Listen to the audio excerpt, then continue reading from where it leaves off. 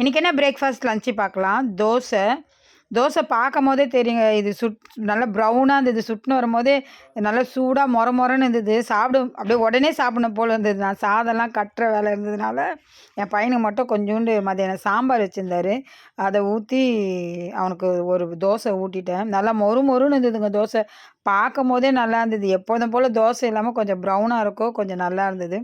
மதியானம் லஞ்சுக்கு வந்து ஒயிட் ரைஸு, அப்புறம் கத்திரிக்காய் சாம்பார் தான் வச்சுருந்தாரு. சாம்பாரை நான் தான் சொன்னேன் கொஞ்சம் தண்ணியாக வைக்க சொன்னேன். எப்போவுமே சாம்பார் வச்சோன்னா ரொம்ப திக்காகிடுதுங்க. அது எப்படின்னா தொக்கு போட்டு சாப்பிட்ற மாதிரி இருக்குது சாப்பாடு. அதனால தான் சொன்னேன் கொஞ்சம் தண்ணியாக வை சாம்பார் அப்படின்னு.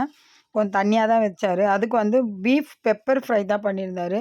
அது வந்து உருளைக்கிழங்கு போட்டு என்ன பஞ்சு மாதிரி வெந்திருந்ததுங்க கறி.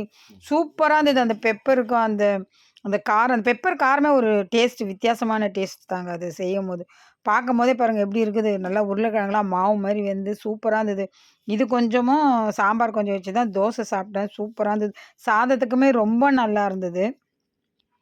என் பையனுக்கு வந்து ஸ்நாக்ஸ் நான் வைக்கல. கையில் தான் காசு கொடுத்து அனுப்பிச்சேன். இன்றைக்கி இதுதான் பிரேக்ஃபாஸ்ட் லஞ்ச்சு. வாங்க சாப்பிட்லாம்.